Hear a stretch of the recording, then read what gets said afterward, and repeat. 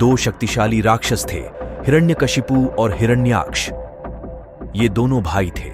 दोनों ने देवताओं पर आक्रमण कर इंद्रलोक पर कब्जा कर लिया था। लेकिन समय की गति प्रबल है। हिरण्याक्ष की मृत्यु एक नाव दुर्घटना में हुई और हिरण्यकशिपु को नृसिंहदेव ने मार दिया। हिरण्यकश्यप की मृत्यु के बाद उसका पुत्र प्रहलाद गद्दी पर बैठा। जब इंद्र को इस बात का पता चला तो वे चिंतित हो गए। इंद्र जानते थे कि अकेले देवता इतने शक्तिशाली नहीं थे कि वे अंधका और उसकी विशाल सेना का सामना कर सके। इसीलिए इंद्र ने अपनी सहायता के लिए मनु की गौरवशाली संतानों को बुलाने का निर्णय लिया। उस समय पृथ्वी पर दक्ष प्रजापति जैसे प्रतापी राजा थे। इंद्र ने नारद जी को बुलाया और कहा, प्रजापति दक्ष की राजधानी विशाल नदी सरस्वती के तट पर थी। नारद और उनके साथी वहां पहुंचे। संध्या का समय था। उन्हें पता चला कि इस समय दक्ष अपनी बड़ी पुत्री सती तथा पत्नी वीरिणी के साथ सरस्वती के तट पर घूमने गए हैं।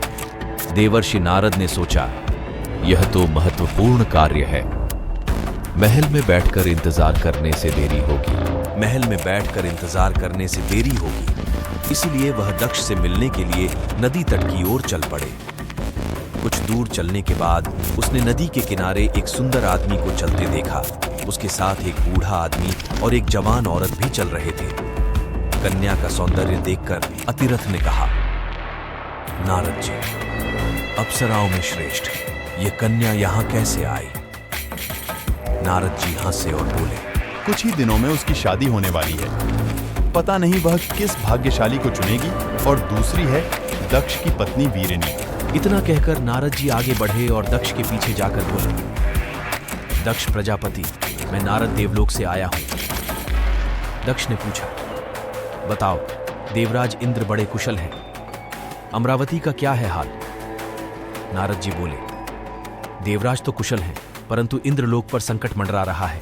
इसलिए मैं इंद्र का संदेश लेकर यहां आया हूं। इसके बाद नारद जी ने अंधक के आक्रमण के संभावित खतरे के बारे में बताते हुए कहा, देवता उससे युद्ध में हार गए हैं।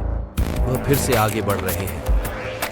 दक्ष ने कहा, इंद्र की सहायता करना मेरा सौभाग्य होगा। मैं सेना के साथ अवश्य जाऊंगा। दक्ष ही सहमत थे। तब नारद जी ने कहा कि हमने पृथ्वी के अन्य राजाओं को भी बुलाया है। आपकी दृष्टि में वह कौन है जिसकी सहायता हमें आवश्यक है? दक्ष ने कहा, एक अद्भुत व्यक्ति है जिसका जनजातियों पर बहुत प्रभाव है। उन्हें शिव के नाम से जाना जाता है। सभी मनुष्य उन्हें देवाधिदेव मानकर उनकी पूजा करते हैं। तपस्या, बुद्धि और योग में उनसे बढ़कर कोई नहीं। यदि वह इंद्र की मदद करने के लिए सहमत हो जाता है तो देवता निश्चित रूप से जीतेंगे। मुझे विश्वास है कि नारद यह कार्य अवश्य कर सकेंगे। अतिरथ ने कहा। दक्ष ने मुस्कुराकर कहा, मैं नारद जी के गुणों से भली भांति परिचित हूं, परंतु आप शिवजी को नहीं जानते। वह एक महान विद्वान है। वह एक महान शिल्पकार भी है। उनकी उपलब्धियां अनेक थीं। उनकी नगरी काशी इस पृथ्वी पर अद्वितीय नगरी है। असुर, नाग, यक्ष और गंधर्व उनकी पूजा करते हैं। दक्ष की बात का सभी पर प्रभाव पड़ा। सती ने पूछा, देवताओं ने उन्हें प्रसन्न क्यों नहीं किया? नारद जी ने शंका व्यक्त की, मैंने शिव का नाम तो सुना है, परंतु वे राक्षसों के पक्षपाती हैं। नहीं, ऐसा नहीं है। शिव देवताओं और दानवों से भिन्न है।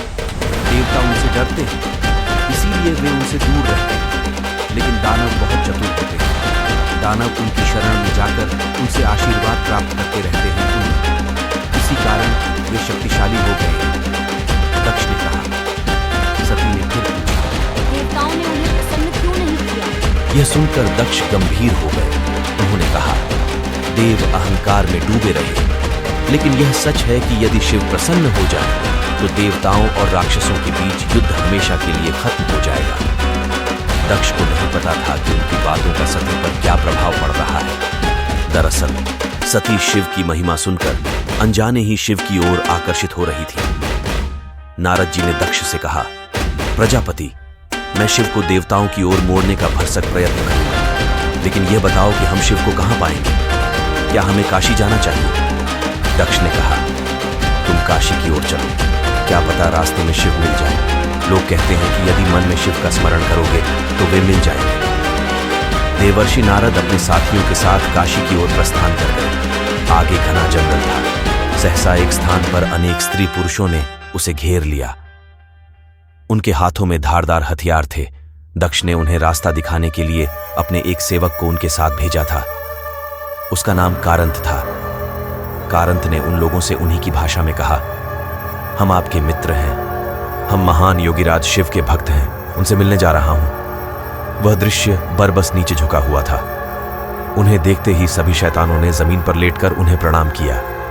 शिव बड़े और नारद जी के पास बोले, कहो नारद, कैसे आना हुआ? कहो नारद, नारद जी ने हाथ जोड़कर कहा, नारद जी भगवान, ने हाथ जोड़कर देवों पर भयंकर भगवान, विपत्ति आ रही है। देवों इंद्र पर ने मुझे भयंकर भेजा है। विपत्ति आ रही आप ही देवों की रक्षा इंद्र करें। ने मुझे भेजा है। शिव हंसकर बोले, आप ही देवों की रक्षा करें। हिरण्याक्ष और हिरण्यकशिपु से हरकर देवों को अब इस मानव लोक की याद आती है।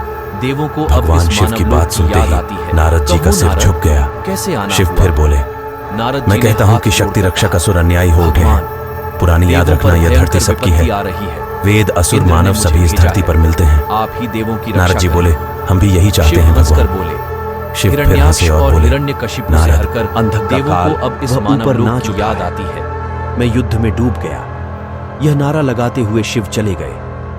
पता ही नहीं चला कि उस क्षण में वे कहां लोप हो गए थे। जल्द ही एक विशाल घाटी में दोनों की जोड़ी हो गई। अंधक विशाल सेना लेकर आया था। उधरों देव की शक्ति भी कम नहीं थी। शिव का त्रिशूल कई योद्धाओं का रक्त पिया गया था, जो उनकी सेना में भूतों के समान शत्रु सेना में घुसा दिया गया था। वे भयानक संहार कर रहे थे। शिव ने इंद्र की ओर इशारा किया। इंद्र तुरंत आए। शिव बोले, देवराज, इतनी हत्या है। हमारा उद्देश्य शत्रु को हराना है, वैकल्पिक रक्त दोष नहीं। इंद्र की समझ में कुछ नहीं आया। शिव ने त्रिशूल को ठीक करने के लिए धनुर्धर उठाया। फिर बोले, अंधाक कहां है, मुझे बताओ। शिव का रौद्र रूप देखकर इंद्र भी कांप उठे। बोले, भगवान, वह बिजली के समान अश्व पर क्राउन प्लांट जो तेजी से मारकाट मचाता घूम रहा है, वही अंधक है, लेकिन वह दूर है। ट्राइबल चलना कठिन है। शिव ने मुस्कुराकर इंद्र की ओर देखा, फिर प्रत्यंचा खींचकर बाण छोड़ दिया। बनबाज पक्षी की तरह लपका और पल भर में अंधक का सिर जमीन पर लौटने लगा। युद्ध समाप्त हो गया।